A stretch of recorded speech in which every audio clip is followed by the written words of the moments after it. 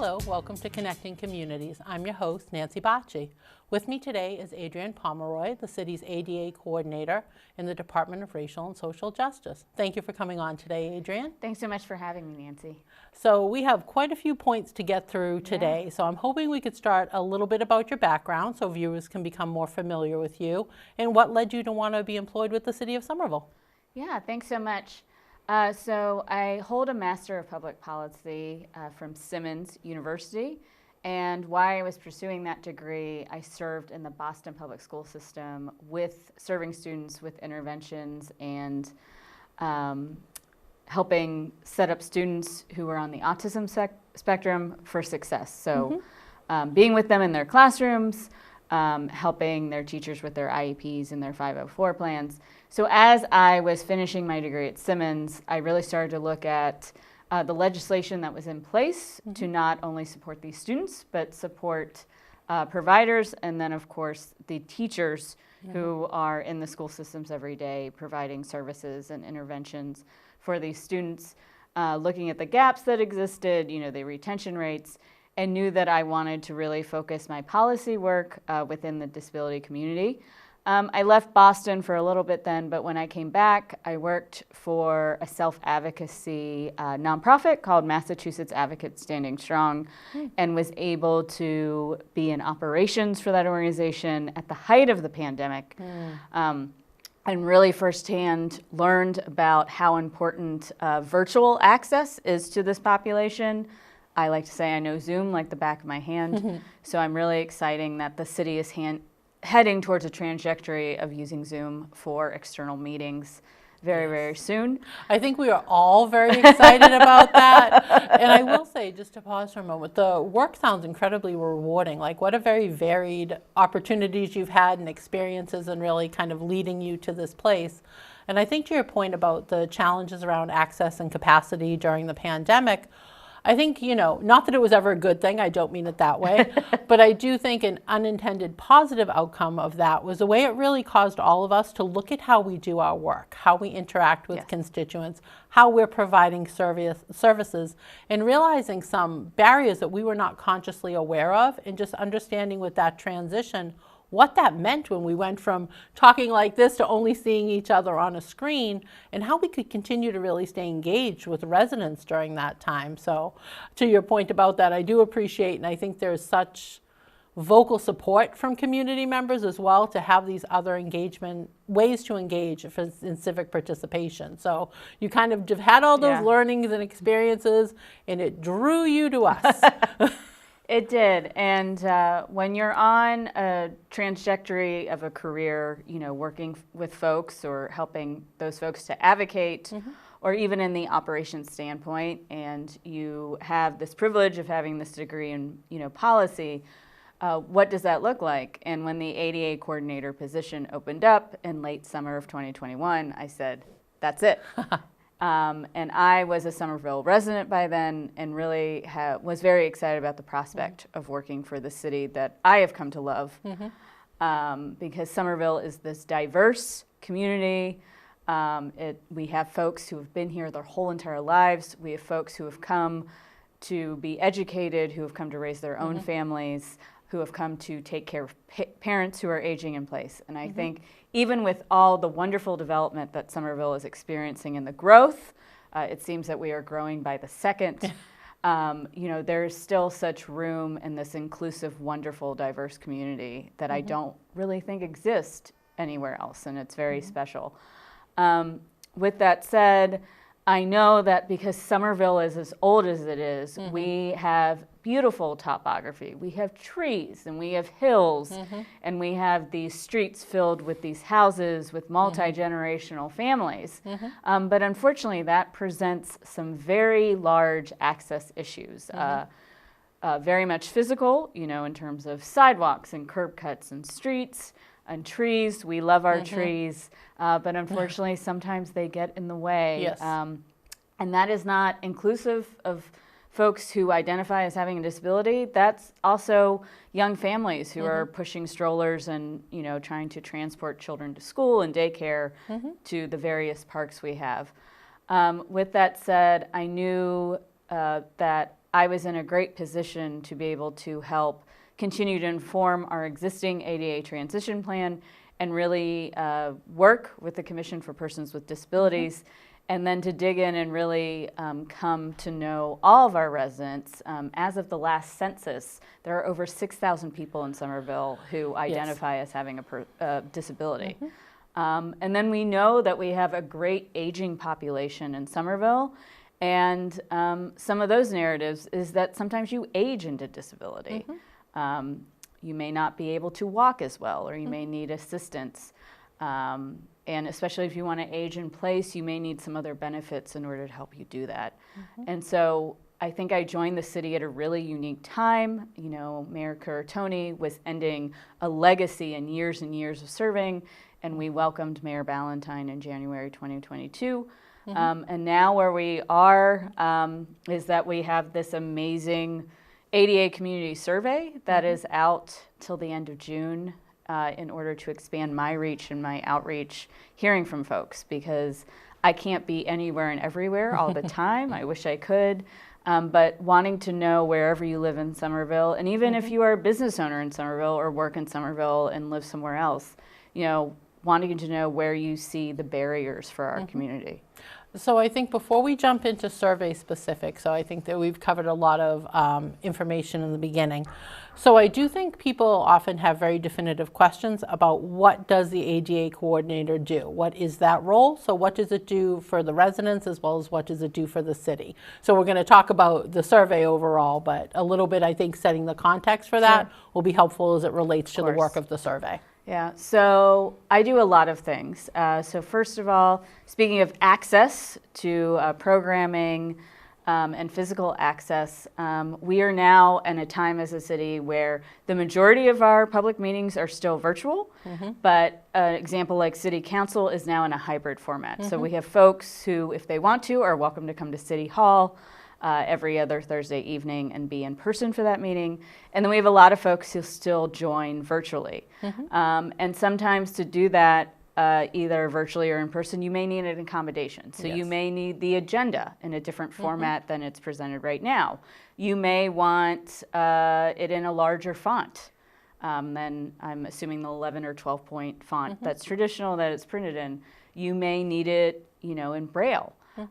You may be giving public comment on something, or given space or sponsored by one of our city councilors, and you may need an ASL interpreter, or you may need closed captioning in order to understand and engage with what's going on in that meeting.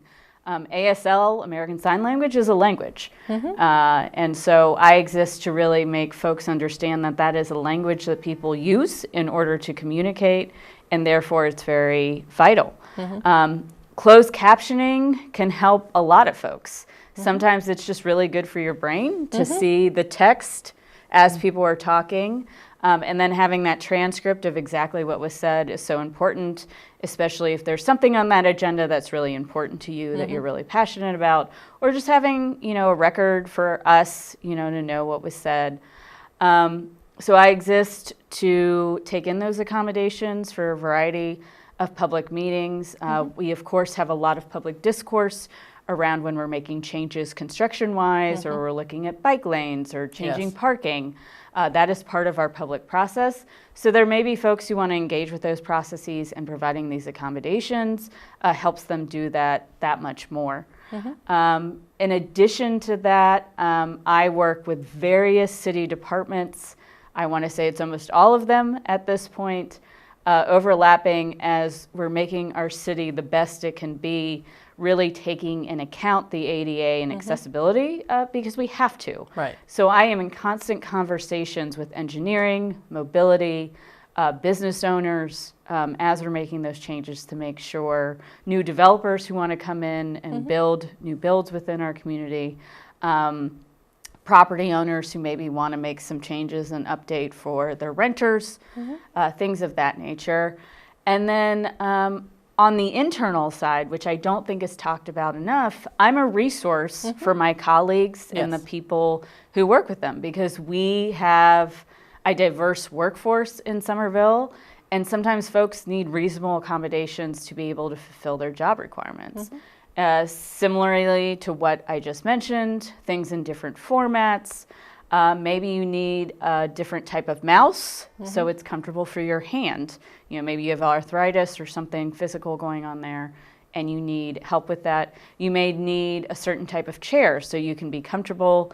You may need a dedicated parking spot so you have access to the building that you're working from.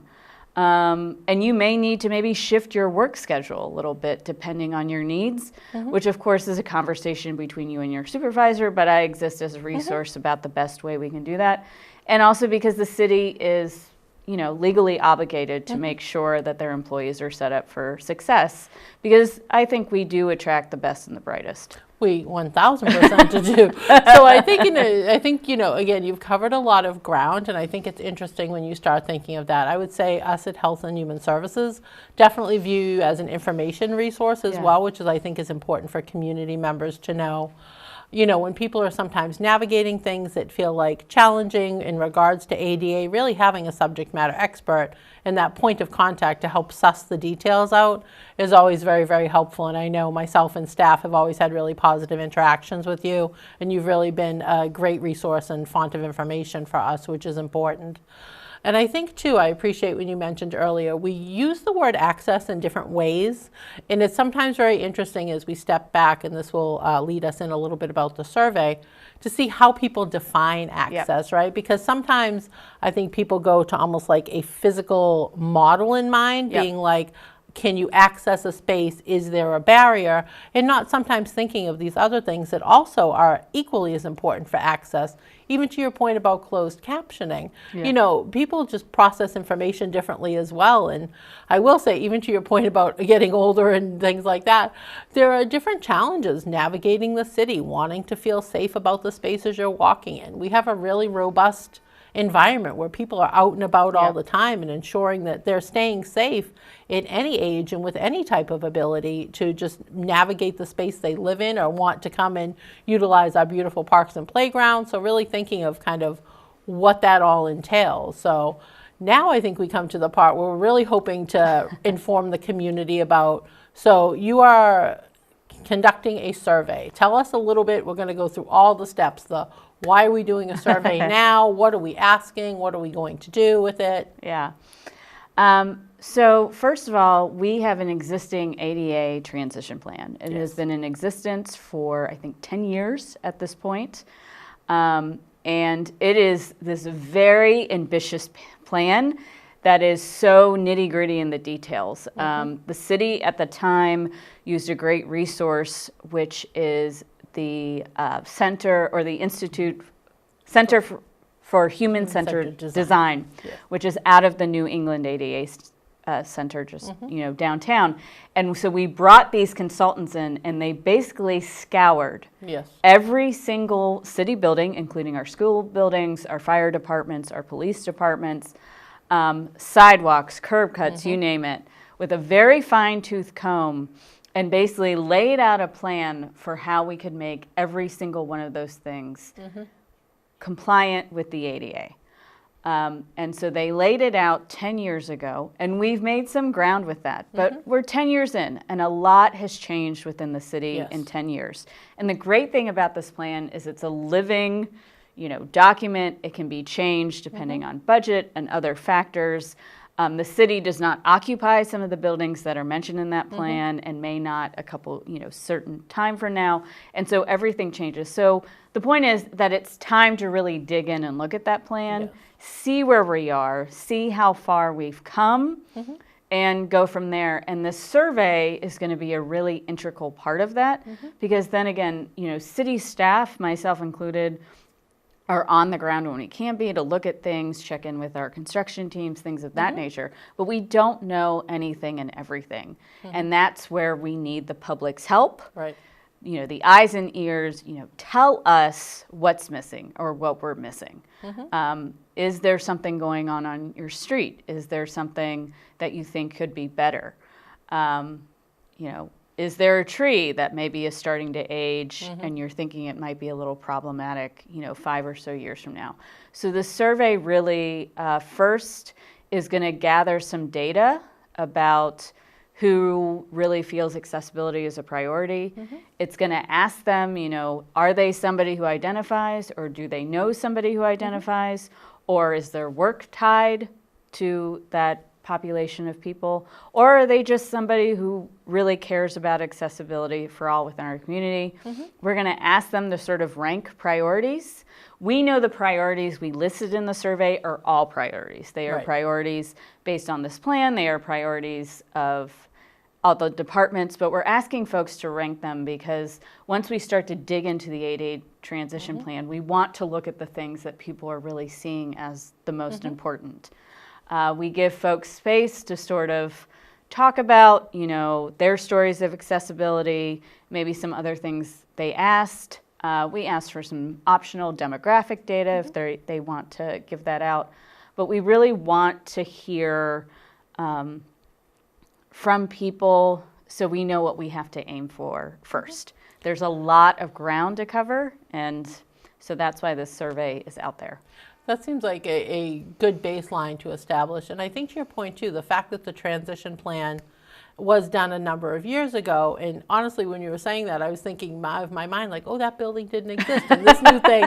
So really understanding, and I think the importance the community will feel for that too, to understand that it's not something that was done once, checked off a box, and then not revisited, because the evolution of the community, I mean, you drive through Somerville 3 times in a week and it looks different in 3 different spaces. So really figuring out the need to continue to be flexible and have fluidity around that. So I think, again, looking for this engagement opportunity really does allow people, and it is challenging, right? When we say, like, can you rank these things because they're all super important? But I think, again, finding that space to figure out how, in order to prioritize the work and the transformation moving forward, really allows people to feel there's a return on the investment of their time for participating in it. So if I'm a community member and I want to take this survey, how am I doing that, Adrienne? The primary way you can do that, if it's accessible to you, is to go on the link that's available on several places on the City of Somerville website. It's an accessible jot form, so really simple check boxes, text fields for sort of the open-ended answers we've asked. If that is not going to be accessible to you, you are more than welcome to contact me, and I can get you that a paper copy. We have paper copies. That is still really important to our community. And in that conversation, we'll arrange a time for me to get that information back with you. And even further, if somebody needs me to be on the phone with them or a video call with them and go through the questions, I'm happy to do that as well. I am also going to be at all of the community meetings for the Mayor's Office and City Council over the next couple of weeks. So we will have copies of the survey there, in not only in English, but all the languages. I am working with our colleagues in Soya to do some language-specific sessions around the survey as well. And then we're hoping to do some English sessions on Zoom, some focus groups to get a little bit more information, hopefully in late May, early June. And then I will actually be with a colleague at All She Wrote Books this coming Saturday from 11 to 1. It's Indie Bookstore Day. And the owner, Christina, is very much into accessibility and inclusiveness. So we're going to set up shop there for a couple hours and tell folks about the survey, and then they can also buy books. I was just going to say, that seems like a fantastic opportunity for engagement, connecting with people kind of outside the usual places, and opening that and really broadening that to the number of people. And as a bonus, again, you can have a nice day over at Assembly. I wanted to check in on the timeline for the survey. So survey is open. When are people needing to reply by? So we are hoping to get all feedback by the end of June. End of June. So we're giving a really good chunk of time. There is a lot going on in our community right now. The weather is hopefully warming up. So there's going to be more opportunity for events, and there's a lot going on right now. So we want to give folks ample time to be thoughtful and intentional about completing the survey, and then also allow enough time if folks need to have a bigger conversation with me or a different type of conversation in order to gain that information. So the end of June. And we are aiming for, at the minimum, 800 responses. Wonderful.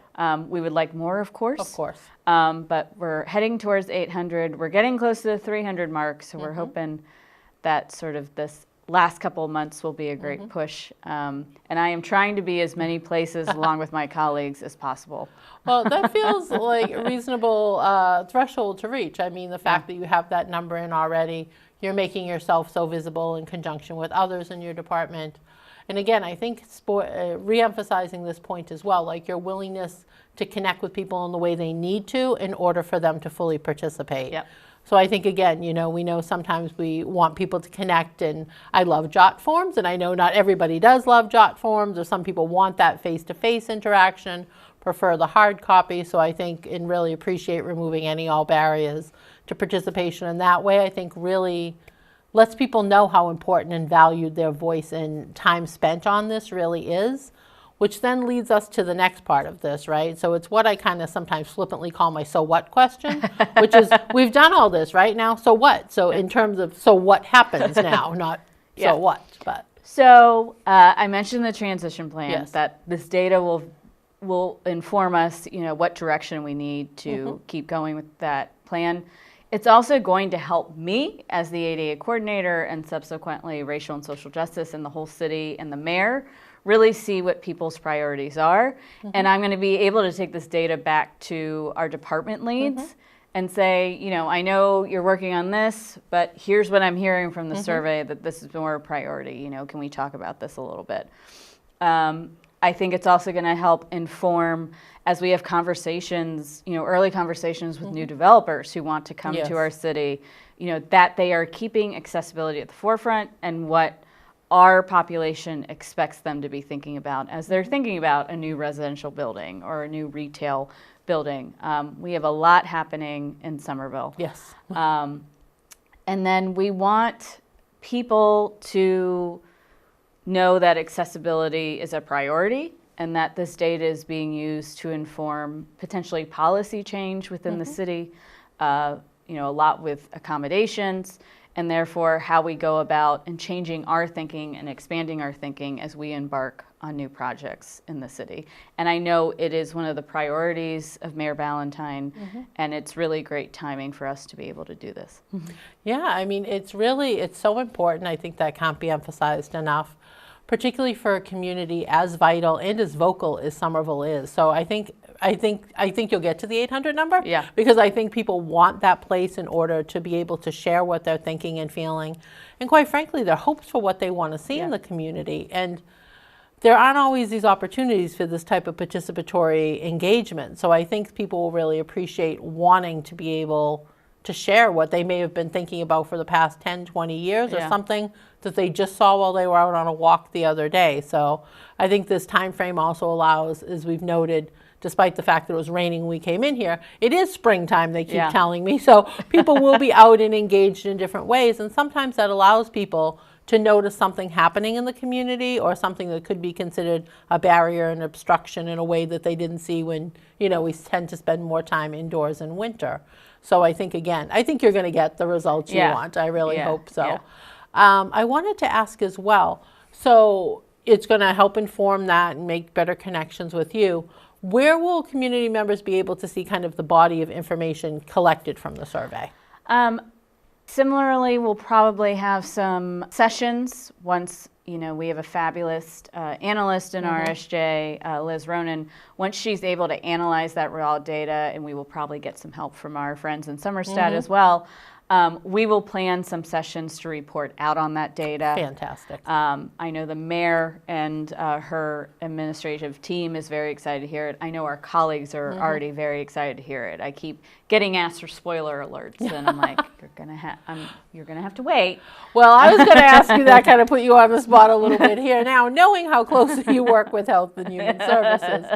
But I do think even that sense of kind of closing the circle for that is really important. So people feel if they're taking the time to participate, of course, it doesn't go into a void, like it becomes actionable. There's a way to see if the type of area you're of concern that you're indicating is shared by others. Is this an outlier? Not that it makes it more or less important, but just I think having that kind of collective information.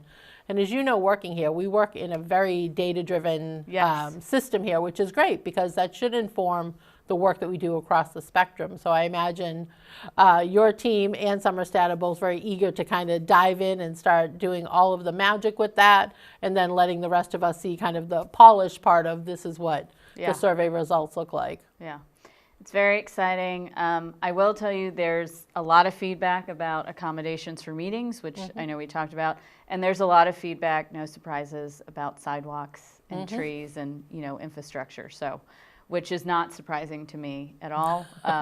We have, I'm going to get this wrong, but we have over 200 miles of sidewalks in Somerville, if I'm not mistaken. Yes. You know, we're a very sort of walkable, you know, mobile city, and so sidewalks are important. Yeah. So yeah.